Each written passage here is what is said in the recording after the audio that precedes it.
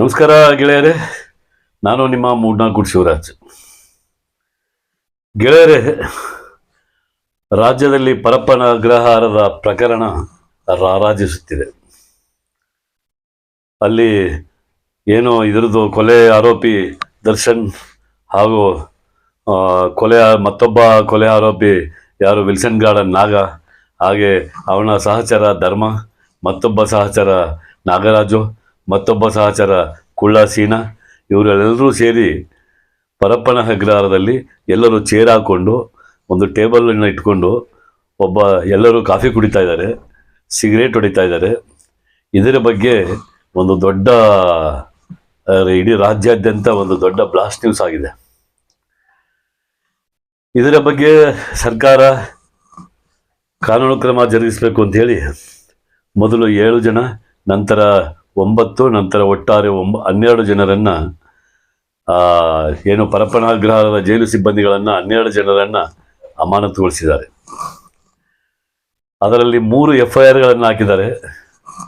ಒಂದು ದರ್ಶನ್ ಕೈಗೆ ಸಿಗರೇಟ್ ಹೇಗೆ ಬಂತು ಅಂತ ಒಂದು FIR, ಇನ್ನೊಂದು ದರ್ಶನ್ ವಿಡಿಯೋ ಕಾಲ್ ಮಾತಾಡಿದ್ದು ಅಂತ ಅದ್ರ ಬಗ್ಗೆ ಇನ್ನೊಂದು ಅಧಿಕಾರಿಗಳ ಮೇಲೆ, ಒಟ್ಟು 3 FIRನ್ನು ಹಾಕಿದ್ದಾರೆ. ನನಗೆ ಒಂಥರ ಏನು ಈ ಸರ್ಕಾರ ಮತ್ತು ಅಧಿಕಾರಿಗಳು ಸೇರಿಕೊಂಡು ಯಾರ ಕಿವಿಗೆ ದಾಸವಾಳ ಇಡ್ತಾ ಇದ್ದಾರೆ ಅಂತ ಅನ್ನಿಸ್ತಾ ಇದೆ. ಈಗ ಉದಾಹರಣೆಗೆ ಅಲ್ಲಿ ಏನು ನಮ್ಮ ದರ್ಶನ್ ಮಾತ್ರ ಇದ್ದಿದ್ದರಿಂದ ದರ್ಶನ್ ಸಿಗರೇಟ್ ಹೊಡಿತಾ ಇದ್ದಾನೆ, ಬೇರೆಯವರಾಗಿ ಹೊಡಿತಿರ್ಲಿಲ್ಲ ಅಂತಲ್ಲ. ದರ್ಶನ್ ಜಾಗದಲ್ಲಿ ಯಾರೇ ಇರಲಿ, ಆಲ್ರೆಡಿ ಮೊದಲು ಬೇರೆ ಕೇಸ್ನಲ್ಲಿ ಇರ್ತಕ್ಕಂಥ ಏನು ವಿಲ್ಸನ್ ಗಾರ್ಡನ ನಾಗ ಇದ್ದಾನೆ, ಮತ್ತು ಅವನ ಸಹಚರರಿದ್ದಾರೆ. ದರ್ಶನ್ ಹೋಗೋಕ್ಕೂ ಮುಂಚೆಯಿಂದನೂ ಇದ್ದಾರೆ. ಅವ್ರಿಗಳಿಗೂ ಆ ಟ್ರೀಟ್ಮೆಂಟ್ ಸಿಗ್ತಾ ಇತ್ತು. ಈಗ ದರ್ಶನ್ ಹೋದ್ಮೇಲೆ ದರ್ಶನ್ಗೆ ಆ ಟ್ರೀಟ್ಮೆಂಟ್ ಸಿಗ್ತಾ ಇದೆ. ಅಂದರೆ ಅದರ ಅರ್ಥ ದರ್ಶನ್ ಹೋಗಿದ್ದರಿಂದ ಈ ರೀತಿ ಆಗಿದೆ. ದರ್ಶನ್ ಏನು ಕಾಂಪೌಂಡಿಂದ ಹಾರಿ ಮೇಲ್ಗಡೆಯಿಂದ ಚೇರನ್ನ ಇಟ್ಕೊಂಡಿಲ್ಲ, ಮೊಬೈಲನ್ನು ಇಟ್ಕೊಂಡಿಲ್ಲ, ಕದ್ದು ಆ ಥರ ಏನೂ ಮಾಡಿಲ್ಲ. ನಿಮಗೆ ಯಾವ ಜೈಲಿನಲ್ಲಿ ಇರ್ತಕ್ಕಂಥ ಆರೋಪಿಗಳು ಅವ್ರಿಗೆ ಏನು ಸೌಲಭ್ಯಗಳು ಬೇಕು ಎಲ್ಲ ಸೌಲಭ್ಯಗಳು ಅವ್ರ ಮುಂದಕ್ಕೆ ಬಂದು ಬೀಳ್ತವೆ.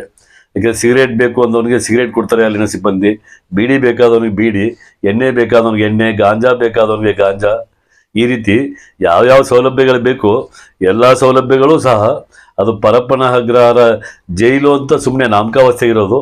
ಅದೊಂದು ಐಫೈ ಏನು ರೆಸಾರ್ಟ್ ಇದ್ದಾಗೆ ಅದು. ಅಂದರೆ ಎಲ್ಲರ ಪಾಲಿಗೂ ಅಲ್ಲ, ದುಡ್ಡಿದ್ದವ್ರ ಪಾಲಿಗೆ. ಬಡವರ ಪಾಲಿಗೆ ಮಾಮೂಲಿ ಜೈಲೇ. ಅವರು ಏನು ಸರ್ಕಾರದಿಂದ ಏನು ಕೊಡ್ತಾರೆ 3 ಹೊತ್ತು ಅನ್ನ, ಆ ಅನ್ನನೇ ತಿಂದ್ಕೊಂಡಿರ್ಬೇಕು. ಅವ್ರಿಗೆ ಯಾವುದೇ ಸೌಲಭ್ಯಗಳಿಲ್ಲ. ದುಡ್ಡಿದ್ದವನೇ ಬಾಸು. ಅಂದರೆ ದುಡ್ಡು ಯಾರು ಕೊಡ್ತಾರೆ ಅಲ್ಲಿನ ಸಿಬ್ಬಂದಿಗಳಿಗೆ, ಅವ್ರು ಕೇಳಿದ್ದನ್ನು ಒದಗಿಸ್ಲಿಕ್ಕೆ ಅಲ್ಲಿ ಈ ಹೋಟೆಲ್ನಲ್ಲಿ ಏನೋ ಇದಾರಲ್ಲ, ಒಬ್ಬ ಅಡುಗೆ ಮಾಡಲಿಕ್ಕೆ ಒಬ್ಬ ಕುಕ್ಕು, ಕ್ಯಾಶ್ ಕೌಂಟರ್ನಲ್ಲಿ ಒಬ್ಬ ಮ್ಯಾನೇಜರು, ಕ್ಯಾಶಿಯರು, ಮತ್ತು ಹಾಗೆ ಒಬ್ಬ ಹೋಟೆಲ್ನಲ್ಲಿ ಈ ಕಸ್ಟಮರ್ನ ಕೇಳಲಿಕ್ಕೆ ವಿಚಾರಿಸ್ಲಿಕ್ಕೆ ಏನು ಬೇಕು ಅಂತ ಒಬ್ಬ ವೆಯ್ಟರು, ಇನ್ನೊಬ್ಬ ಸಪ್ಲೈ ಮಾಡಲಿಕ್ಕೆ ಮಾನಿ, ಕ್ಲೀನ್ ಮಾಡಲಿಕ್ಕೆ ಒಬ್ಬ ಕ್ಲೀನರು. ಹೀಗೆ ಹೋಟೆಲ್ನ ವ್ಯವಸ್ಥೆ ಹೇಗಿದೆ ಇದೇ ಸೇಮ್ ಯಥಾವತ್ತಾಗಿ ಪರಪ್ಪನ ಅಗ್ರಹಾರದಲ್ಲಿ ನಡೀತಾ ಇದೆ.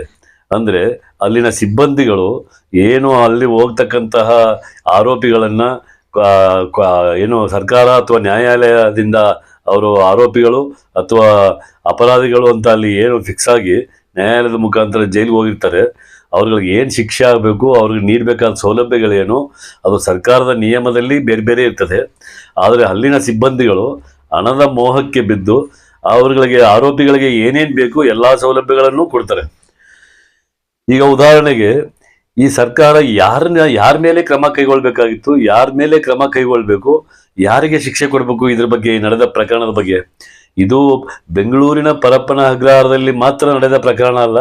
ಇದೇ ಪ್ರಕರಣ, ಇದೇ ಥರದ ಕೆಲಸಗಳು ಇಡೀ ರಾಜ್ಯಾದ್ಯಂತ ಎಲ್ಲ ಜೈಲುಗಳಲ್ಲೂ ನಡೀತಾ ಇರ್ತಕ್ಕಂಥ ಸಾಧ್ಯತೆಗಳು ಇರ್ತವೆ ಹೆಚ್ಚಾಗಿ. ಯಾಕೆಂದರೆ ಇದು ಬೆಂಗಳೂರಿನ ಪರಪ್ಪನ ಅಗ್ರಹಾರ ರಾಜ್ಯ ಮಟ್ಟದ ಜೈಲು ಅದು. ಅದರಿಂದ ಅಲ್ಲಿ ಆ ರೀತಿ ನಡೀತಾ ಇದೆ, ಹೆಚ್ಚಾಗಿ ನಡೀತಾ ಇದೆ. ಬೇರೆ ಬೇರೆ ಜಿಲ್ಲಾ ಕೇಂದ್ರಗಳಲ್ಲಿ ತಕ್ಕ ಮಟ್ಟಿಗೆ ಆಯಾ ಜಿಲ್ಲಾ ಕೇಂದ್ರಗಳಲ್ಲಿ ತಕ್ಕ ಮಟ್ಟಿಗೆ ಅವ್ರುಗಳ ತಕ್ಕ ಹಾಗೆ ನಡೀತಾ ಇರ್ತದೆ. ಅಂದರೆ ಎಲ್ಲ ಜೈಲುಗಳಲ್ಲೂ ಸಹ ಇಂತಹ ಕೆಲಸಗಳು ನಡೀತಾ ಇದೆ. ಇದಕ್ಕೆ ಕಾರಣ ಯಾರು? ಅಲ್ಲಿರ್ತಕ್ಕಂಥ ಆರೋಪಿಗಳ ಅವ್ರ ಮೇಲೆ ಶಿಕ್ಷೆ ಆಗ್ಬೇಕಾ? ಈಗ ನೋಡಿ, ಏನು ಮೊಬೈಲ್ ಬಳಸಿದ್ದಕ್ಕೆ ದರ್ಶನ್ ಮೇಲೆ ಒಂದು FIR ಹಾಕಿದ್ದಾರೆ, ಮತ್ತು ಸಿಗರೇಟ್ ಸೇರ್ತಿದ್ದಕ್ಕೆ ಒಂದು ಕೇಸ್ ಹಾಕಿದ್ದಾರೆ ದರ್ಶನ್ ಮೇಲೆ. ಇದು ಏನು ಹಾಸ್ಯಾಸ್ಪದ ಅಂತ ಅನಿಸ್ತಾ ಇದೆ ನನಗೆ. ಯಾಕೆಂದರೆ ಯಾರ ಮೇಲೆ ಕೇಸ್ ಹಾಕಬೇಕಾಗಿರೋದು, ಯಾರಿಗೆ ಶಿಕ್ಷೆ ಆಗಬೇಕು? ಅಲ್ಲಿನ ಜೈಲಿನ ಯಾರೋ ಪರಪ್ಪನ ಅಗ್ರಹಾರದ ಜೈಲಿನ ಸಿಬ್ಬಂದಿಗಳಿದಾರಲ್ಲ, ಅವರನ್ನ ಮೊದಲು ಅವ್ರ ಮೇಲೆ FIR ಆಗ್ಬೇಕು. ಅವ್ರ ಮೇಲೆ FIR ಆಗಿ ಅವರನ್ನ ಬಂಧಿಸ್ಬೇಕು. ಕೂಡಲೇ ಬಂಧಿಸಿ ವಿಚಾರಣೆ ನಡೆಸಿ ಅವರನ್ನ ಜೈಲಿನಲ್ಲಿ ಇಟ್ಟು ಆ ನಂತರ ಅವ್ರನ್ನ ಕೆಲಸದಿಂದ ಡಿಸ್ಮಿಸ್ ಮಾಡ್ಬೇಕು. ಈ ಕೆಲಸ ಆಗ್ಬೇಕು. ಆ ಕೆಲಸ ಮಾಡಿದ್ದೆ ಆದ್ರೆ ಮತ್ತೊಮ್ಮೆ ಇನ್ಯಾರು ಬರ್ತಾರೋ ಆ ಜೈಲಿಗೆ ಬೇರೆ ಬೇರೆ ಸಿಬ್ಬಂದಿಗಳು, ಅವರು ಆ ಕೆಲಸ ಮಾಡ್ದಾಗ್ತಾರೆ. ಇಡೀ ರಾಜ್ಯದ ಎಲ್ಲಾ ಜೈಲುಗಳಲ್ಲಿ ಇರ್ತಕ್ಕಂಥ ಸಿಬ್ಬಂದಿಗಳು ಸಹ ಭಯ ಪಡ್ತಾರೆ, ಎಚ್ಚೆತ್ಕೊಳ್ತಾರೆ. ಯಾವುದೇ ರಾಜಕಾರಣಿ ಆಗ್ಲಿ, ಅಧಿಕಾರಿ ಆಗ್ಲಿ, ಚಿತ್ರನಟರಾಗ್ಲಿ ಎಷ್ಟೇ ದುಡ್ಡು ಕೊಡ್ತೀನಿ ಅಂದ್ರೆ ಅವ್ರಿಗೆ ಸೌಲಭ್ಯಗಳನ್ನ ಕೊಡಲ್ಲ, ನಿಲ್ಲಿಸ್ತಾರೆ, ಭಯ ಇರ್ತದೆ.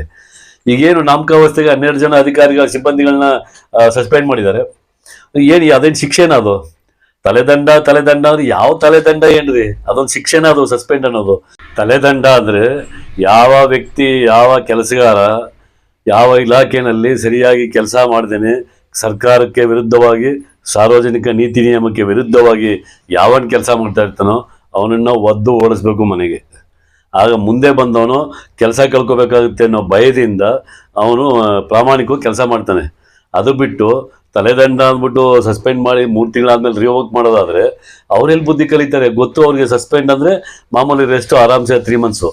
ಆಮೇಲೆ ಬರ್ತಾರೆ, ರಿವೋಕ್ ಮಾಡಿಸ್ಕೊಳ್ತಾರೆ, ಮತ್ತೆ ಅಲ್ಲಿಗೆ ಹೋಗ್ತಾರೆ, ಅದೇ ಕೆಲಸ ಶುರು ಮಾಡ್ತಾರೆ. ಈಗೇನೋ 1 ವಾರ 15 ದಿನ ಇದು ಎಲ್ಲ ಕಡೆ ಸದ್ದು ಗದ್ದಲ ಆಗುತ್ತೆ. ಒಂದು 15 ದಿನ ಆದ್ಮೇಲೆ ಯಥಾಸ್ಥಿತಿ ಆಗುತ್ತೆ.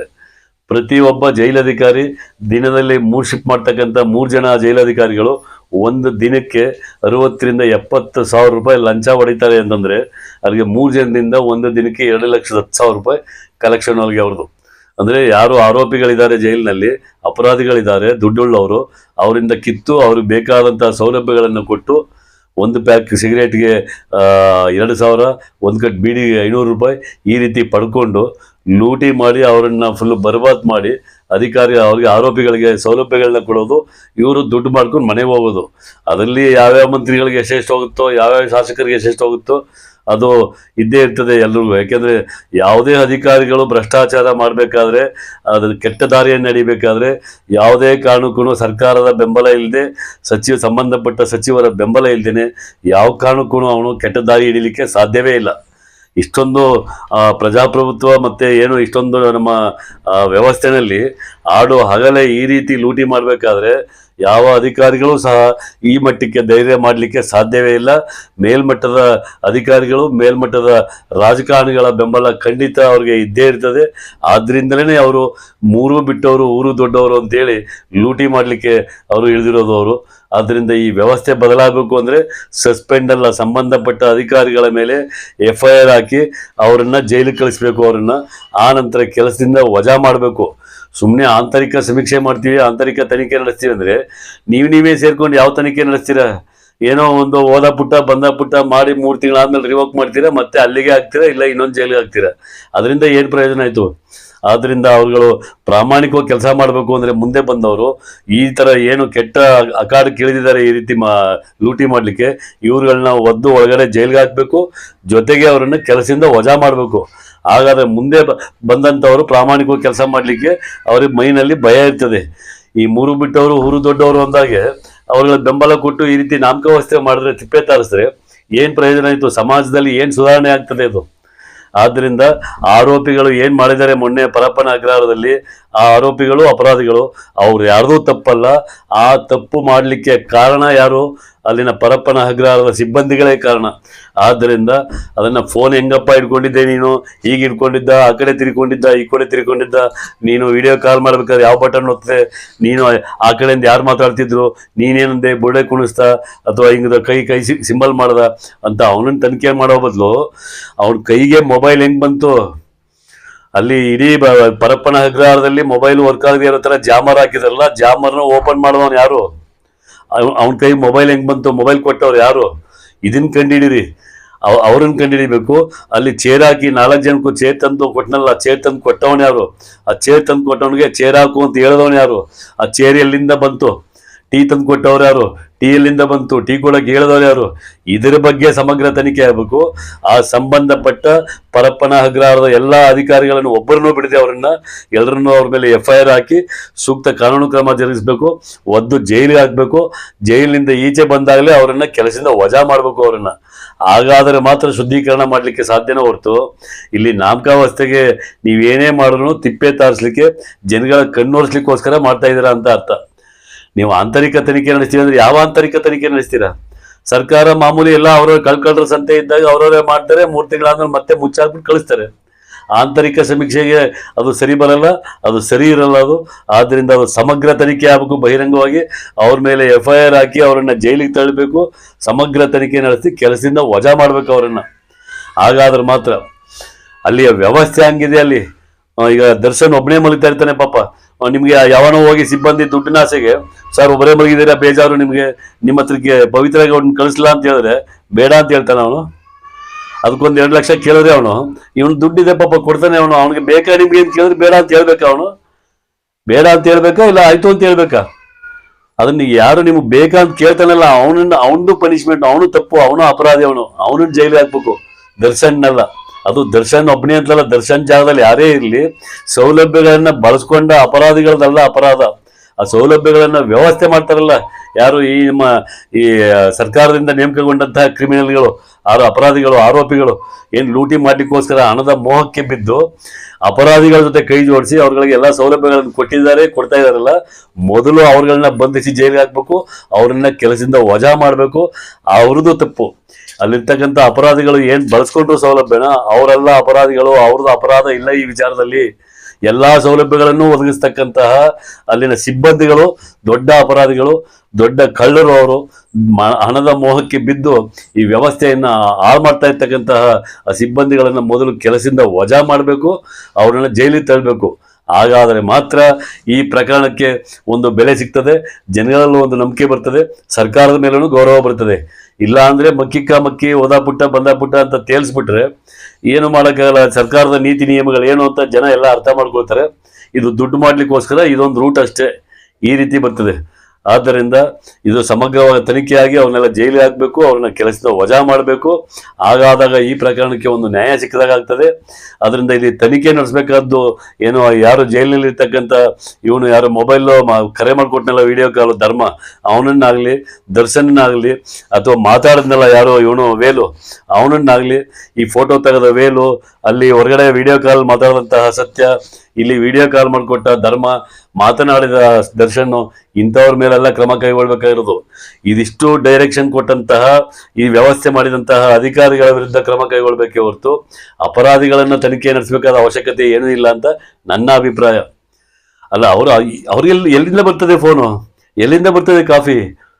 ಅದು ಬರ್ಲಿಕ್ಕೆ ಕಾರಣ ಯಾರು? ಇದನ್ನ ಹುಡುಕಿ ನೀವು ಅದನ್ನ ಹುಡುಕಿ ಸಂಬಂಧಪಟ್ಟವ್ರನ್ನ ಒದ್ದು ಒಳಗಾಕಿ. ಹಾಗಾದ್ರೆ ಮಾತ್ರ ಈ ವ್ಯವಸ್ಥೆಗೆ ಒಂದು ನೆಮ್ಮದಿ ಬರ್ತದೆ, ಈ ವ್ಯವಸ್ಥೆನಲ್ಲಿ ಒಂದು ನಂಬಿಕೆಯ ಒಂದು ವಿಶ್ವಾಸ ಮೂಡ್ತದೆ ಜನರಲ್ಲಿ. ಅದನ್ನ ಬಿಟ್ಬಿಟ್ಟು ಅವನ ಮೇಲೆ FIR, ಇವನ ಮೇಲೆ FIR, ಆಂತರಿಕ ತನಿಖೆ ನಡೆಸ್ತೀವಿ ಅಂದ್ರೆ ಜನ ಏನು ಹೂ ಮುಡ್ಕೊಂಡಿಲ್ಲ ದಾಸವಾಳ ಹೂನ, ಅವ್ರಿಗೂ ಗೊತ್ತು ಈ ಸರ್ಕಾರ ಏನ್ ಮಾಡ್ಲಿಕ್ಕೆ ಪ್ರಯತ್ನ ಮಾಡ್ತದೆ ಅಂತ ಎಲ್ರಿಗೂ ಅರ್ಥ ಆಗ್ತದೆ.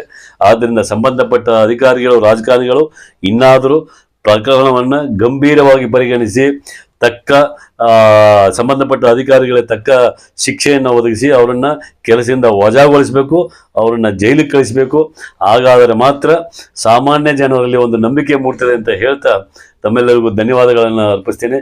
ಜೈ ಹಿಂದ್, ಜೈ ಕರ್ನಾಟಕ.